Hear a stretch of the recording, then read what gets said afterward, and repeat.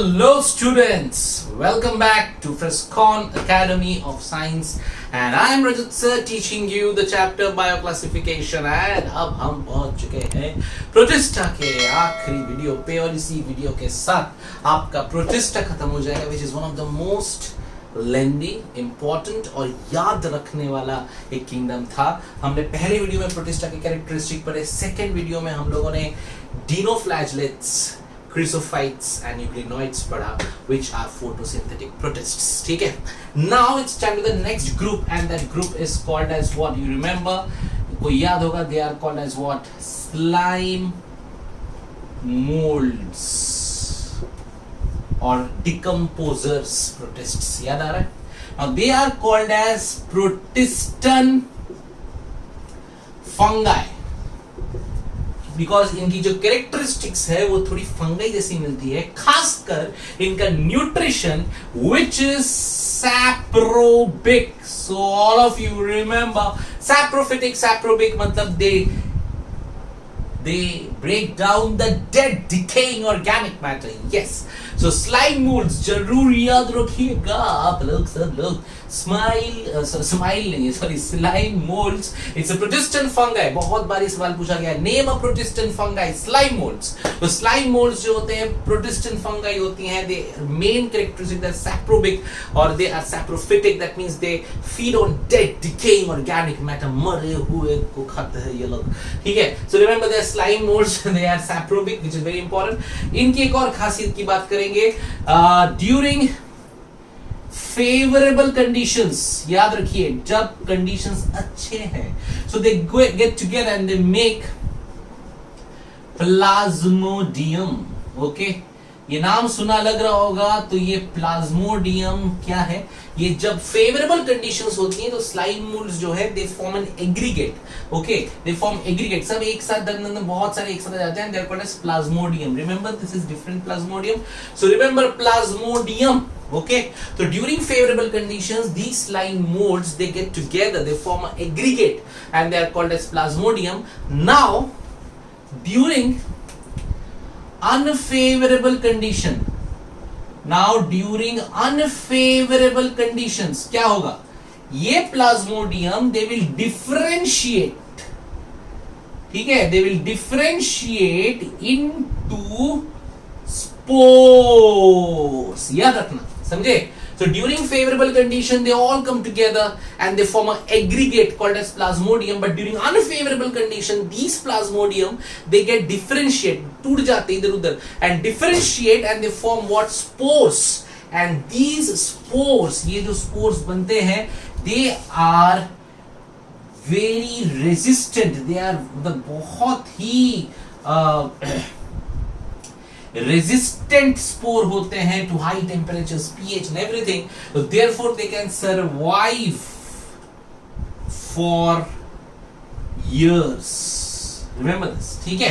so therefore they are called resistant spores which can survive for years and years and years। got it? so this is your slime molds which is very easy, slime molds, protistan fungi and saprobic. Favorable, under favorable condition they come together from plasmodium, under unfavorable they differentiate themselves on spores and in the form of spores they can survive quite long because they are resistant to all kind of what temperature, pH, etc. but there are two types of slime mold. Number one is acellular slime mold। now what are acellular slime mold? यहाँ पे क्या होता है ना, biflagellate, please concentrate guys, biflagellate मतलब कितनी flagella? दो। Biflagellate spindle shape, okay, swam cells। so these are acellular slime mold. there are two types of slime mold, one is acellular and other one is cellular। so when I say acellular slime molds, okay, they are biflagellated, they are spindle shaped swam cells, मतलब देखो इस तरह के दिखते हैं, ये ऐसा रहता है उनका, biflagellate spindle shaped swam cells। ठीक है, और मैं ये मिटा देता हूं, ठीक है, और they are मिक्सा मोइबा, नॉन फ्लैजिलेट। ठीक है ना। What is मिक्सा मोइबा? मिक्सा मोइबा मतलब अमीबा की तरह दिखते हैं, कोई शेप नहीं, कोई साइज नहीं, ठीक है, कोई फ्लैजिला नहीं, बस इस तरह से चिपके हुए पड़े रहते हैं। That's called myxamoeba. So acellular slime mould ऐसे होते हैं, and second is your cellular slime moulds. ये आप लोग सब लोग नोट डाउन करेंगे। Cellular slime moulds. अब सेल्यूलर जो स्लाइम मोल्ड होता है ना, it is one cell naked myxamoeba.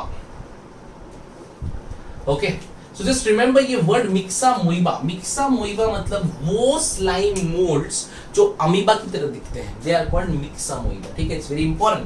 so myxamoeba मतलब वो स्लाइम मोल्ड्स जो अमीबा की तरह दिखते हैं, they are called myxamoeba। so guys, this is slime mold for you। just remember this persistent fungi, saprobic, favorable plasmodium, unfavorable, the differential to form spores which can survive for years and years and years. There are two types of slime mold, acellular slime mold and cellular slime mold। acellular slime mold जो होता है that is biflagellate zoan cells, and myxamoeba which is non-flagellate, and cellular is one cell naked myxamoeba। myxamoeba तो समझ रहे हो, मतलब amoeba के जैसा, कोई शेप नहीं, कोई साइज नहीं। एक तो अमीबा ग्रुप अलग होता है, लेकिन अगर वो अमीबा स्लाइम मोल्ड जो है वो अमीबा की तरह दिख रहा है तो हम उसे कहते हैं myxamoeba।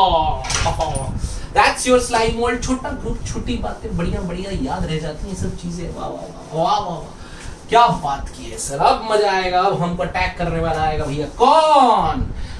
प्रोटोजोआ। अरे भैया बहुत खतरनाक चीज है, क्योंकि ये होता है पैरासाइट और प्रीडेटर। ये हमारे अंदर आएगा, हमारा प्रोटीन न्यूट्रिशन खाएगा, हमको डिजिट्स देगा और खुद भाग के जाएगा। बड़ा ही डैश है। तो protozoans, oh my goodness, protozoans very very very dangerous. Okay, so protozoans कितने टाइप के, पहला देखते हैं। नंबर 1 गाइस, प्रोटोजोआंस पहला होता है amoeboid protozoans। बहुत ही अच्छी बात है। Now why they are called as amoeboid protozoans, sir? बोलो सर बोलो। Now amoeboid, why? Because they will use their pseudopodia। What was pseudopodia? Pseudopodia, false feet। They will use their pseudopodia to capture the prey। That's called amoeboid protozoans because they are like amoeba and they have a pseudo feet called pseudopodia, and this pseudopodia they use to capture the organism। So remember they're called amoeboid protozoans। Example कौन है इसका खतरनाक example? तो इसका example हमें याद रखना है, एंटामोइबा हिस्टोलिटिका। हाजिर हो, जरूर याद रखिए, Entamoeba histolytica, Entamoeba histolytica, Entamoeba histolytica, Entamoeba histolytica. Amoeboid protozoans का एग्जांपल होता है एंटामोइबा हिस्टोलिटिका। क्या करता है ये अटैक करेगा हमारे बॉडी के, कहां? It resides in the upper part of large intestine of human। oh my goodness, ठीक है। सो एंटामोइबा हिस्टोलिटिका ये रिसाइड करता है हमारे लार्ज इंटेस्टाइन के अपर पार्ट में, एंड इट कॉजेज व्हाट? आपने सुना होगा, अमीबिक डिसेंट्री। सो बहुत ज्यादा इंपॉर्टेंट है, याद रखो।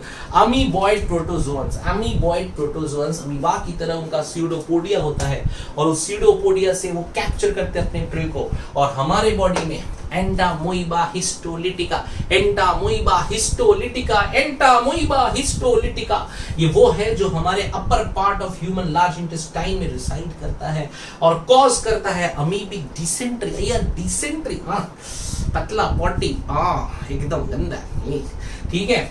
तो अमीबिक डिसेंट्री कॉज करने वाला कौन है? Entamoeba histolytica. Remember, okay. So that's your amoeboid protozoans. Note it down, guys. These are very very important and maha favorite for NEET. Okay. The next protozoans we will see after amoeboid. The next protozoans are very good ciliated protozoans. Okay, इसको सबने देखा है कि नहीं?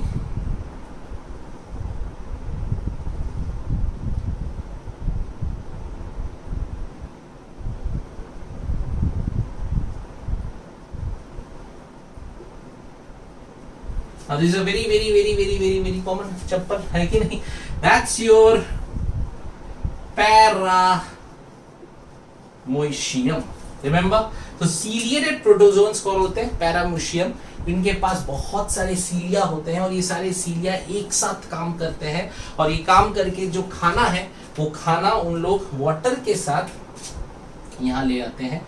ये उनकी खासियत है. ठीक है, it's called a gullet, GULLET. ठीक है, it's called a gullet, that is a opening to the cell surface, जहां से उन लोग का पूरा ये सीलिया धर धर धर करके पूरा पानी यहाँ ले आएगा. पानी के अंदर खाना है तो ये खाना यहाँ पे चला जाएगा अंदर और पानी बाहर चला जाएगा. That's called gullet and opening cell surface. Example paramecium, they have lots of cilia in them, just remember that. So that's your ciliated protozoans. बहुत कुछ ज्यादा नहीं है, ठीक है, लेकिन we have one more protozoans which is very dangerous to us, and that's called flagellated protozoans. So guys, flagellated protozoans are the dangerous ones. Why? इनके examples लो. पहला, obviously they will have flagella and they are parasitic and all these things, you know, now they are common. Example, पहला, I should write it red, right? They are very dangerous. I'm telling you, बहुत danger होते हैं. पहला, Trypanosoma gambiense. ओहो, क्या नाम दिया है, Trypanosoma gambiense. और ये कॉज क्या करता है? ये कॉज करता है sleeping sickness. What sleeping sickness? जहां पे आपको उल्टियां आएंगी, आपको एकदम लो होगा, हेडेक आएगा, फीवर आएगा. Okay, that's called sleeping sickness caused bye African sleeping sickness भी कहा जाता है. अफ्रीका में ज्यादा पाया जाता है ये वाला. कौन? Trypanosoma gambiense एक प्रोटिस्ट है, प्रोटोजोआ. ठीक है, Trypanosoma gambiense, नाम आज के बाद नहीं भूलो. Trypanosoma gambiense. और वो क्या कॉज करता है? It causes African sleeping sickness. और ये ट्रांसमिट कौन करता है? इसको करता है टसे फ्लाई. रिमेंबर, बहुत प्यारा नाम है भैया, टसे फ्लाई. बहुत लोग टी को सरेंड करते हैं से फ्लाई, ठीक है, से फ्लाई, या फिर हम टसे फ्लाई बोले, तुम्हारी मर्जी. तो पहला एग्जांपल याद रखना है. इसके सारे एग्जांपल हमको जबान याद भी होना चाहिए. पहला, Trypanosoma gambiense. कौन फैलाता है? टसे फ्लाई. कौन फैलाता है? टसे फ्लाई, टसे फ्लाई. और ये टसे फ्लाई क्या कॉज करता है? स्लीपिंग सिकनेस, जहां पे फीवर आएगा, जुकाम होगा, सर्दी होगी. ठीक है, आप अच्छा नहीं लगेगा, आप लेटे रहोगे, तो स्लीपिंग सिकनेस. ठीक है, ऐसे याद रख लो. अच्छा, next is the dangerous one, लेशमानिया donovani. ओहो, सर बोले क्या पढ़ा दिए सर, ये सर नाम है कि बम गिर रहा है? भैया बम ही है, क्योंकि ये अगर आपको अटैक कर दिया तो आप तो गए. लेशमानिया डोनोवानी, इसका जो नाम है, इसको बोलते हैं कालाजर. इंडिया में इसको बोला जाता है ब्लैक फीवर.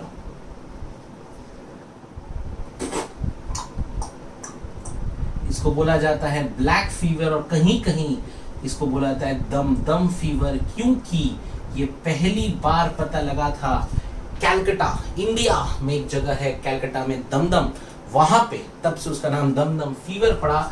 मजाक नहीं करो, सच कह रहा हूं. ठीक है, दमदम फीवर. ब्लैक फीवर क्यों? बिकॉज इसमें स्किन जो होती है आपकी ब्लैक कलर की हो जाती है, स्किन में ब्लैक रैशेस आ जाती है. That's why black fever. Kala azar cause करने वाला Leishmania donovani. Remember the name, Leishmania donovani. और जो फ्लाइज को कॉज का नाम है क्या? It's called a sand fly. So remember these two names. पहले, दे आर फ्लैजेलेटेड प्रोटोजोन्स. ठीक है, इसके पहले वाला क्या था, सीलिएटेड पैरामीशियम इजी वाला, उसके पहले अमीबॉइड में आया था कौन, अमीबिक डिसेंट्री वाला, यस यू आर राइट, याद आ गया उसका नाम, एंटामोइबा हिस्टोलिटिका। ये है फ्लैजिलेटेड प्रोटोजोआ, इसमें मेन नाम Trypanosoma gambiense, Trypanosoma gambiense, African sleeping sickness caused by tsetse fly, and Leishmania donovani caused by sand fly. क्या करता है, काला अजहर, ब्लैक फीवर और दम फीवर, काला अजहर, ब्लैक फीवर और दम फीवर। और इसके बाद एक और एग्जाम्पल हम पढ़ लेंगे इसका, जो कि है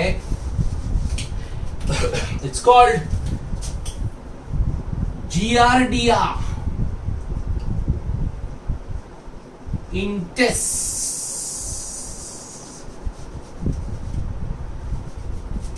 it's called Giardia इंटेस्टिनलिस।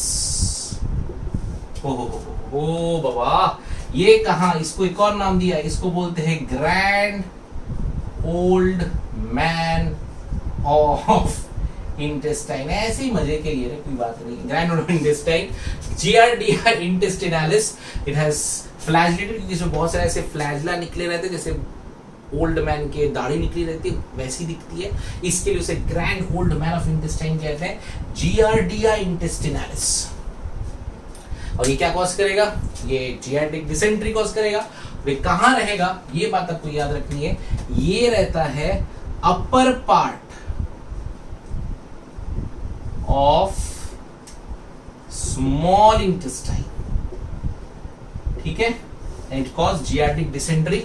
Remember, upper part of small intestine, याद रखना। इसके पहले वाला जो हमने पढ़ा था वो था लार्ज इंटेस्टाइन में, ये है स्मॉल इंटेस्टाइन में। तो फ्लैजिलेटेड प्रोटोजोन्स हमारे इंसानों के लिए खतरनाक है, बिकॉज ये बहुत ज्यादा ही खतरनाक तरीके से अटैक करता है। 3 नाम याद रखिए, पहला Trypanosoma gambiense sleeping sickness, tsetse fly, Leishmania donovani kala azar, dum fever, black fever caused by sand fly, and Giardia intestinalis, the grand old man of intestine, cause giardic dysentery, and it resides in upper part of small intestine, वो वाला large intestine, ये वाला small intestine। ये जियाटिक dysentery, वो amoebic dysentery, उसका नाम क्या था, एंटामोइबा हिस्टोलिटिका, ये अलग भैया, ठीक है। सो ये हो गए आपके flagellated protozoans. And last but definitely not the least guys, कौन है, yes the last one are the sporozoans. Sporozoans protozoa, ये वो होते हैं जो लोग क्या बनाते हैं ना, स्पोर बनाते हैं। और ये स्पोर जो स्टेज होता है उनके लाइफ साइकिल का, इट्स एन इन्फेक्शियस स्टेज। इसके बारे में मैं ज्यादा बात नहीं करूंगा, बिकॉज ये चीज आप पढ़ने वाले हो। इसका सबसे प्यारा एग्जाम्पल होता है प्लाज्मोडियम, यू रिमेम्बर, या सबसे अच्छा एग्जाम्पल होता है प्लाज्मोडियम, जो कॉज करता है मलेरिया, ठीक है। आप लोग को मलेरिया का पूरा लाइफ साइकिल है, तब आप इसको बहुत डिटेल में पढ़ने वाले हो, तो राइट नॉट मैं बहुत कुछ नहीं बता रहा हूं। So remember this, sporozoans, spores, infections, and ये होता है प्लाज्मोडियम। एंड प्लाज्मोडियम जो है एग्जाम्पल स्पोरोजोन्स का, यानी कि प्लाज्मोडियम में एक स्पोर नाम का स्टेज, स्पोर आएगा, वो इन्फेक्शियस स्टेज होता है, मतलब उससे इन्फेक्शन फैलता है एंड ये कॉज करता है मलेरिया। एंड वन थिंग जो बहुत बार नीट में आया है, मलेरियल डे, मलेरियल डे याद रखो, इट इज 20th August, ठीक है। So this is your protozoans guys, done with the protist, yes। So guys, protist हमने पढ़ा, पहले कैरेक्टरिस्टिक, फिर हमने पढ़ा उसके बारे में पहला photosynthetic protozoans, sorry photosynthetic protist December, yes. Then हमने पढ़ा था स्लाइम मोल्ड्स, और अब हमने पढ़ा है प्रोटोजोआ, प्रोटोजोअन्स बहुत खतरनाक होते हैं। हमने पढ़ा पहले एमीबॉइड, एंटामोइबा हिस्टोलिटिका, फिर हमने पढ़ा सीलिएटेड पैरामीशियम, फिर फ्लैजिलेटेड में Trypanosoma gambiense, Leishmania donovani and Giardia intestinalis, and the last is sporozoans, जिसमें स्पोर्स बनते हैं और वो कॉज करते हैं मलेरिया, एग्जांपल प्लाज्मोडियम। तो that's it guys, this is kingdom Protista for you. So I hope मैंने सारी चीजें कवर की हैं और आपके सारे सवाल जो नीट में आते हैं वो सारे कवर हुए, पर कंडीशन एक एक वर्ड मेरा बोला हुआ आपको याद रहना चाहिए और जरूर याद रहना चाहिए। So guys, if you are liking these videos, अगर आपको याद हो रहा है, समझ में आ रहा है और मजा आ रहा है, प्लीज सब्सक्राइब करो यार, फ्री है, सब्सक्राइब करो, लाइक करो, कमेंट करो। Bye bye and enjoy. Good night, good day, जो भी है, चलो बाय बाय।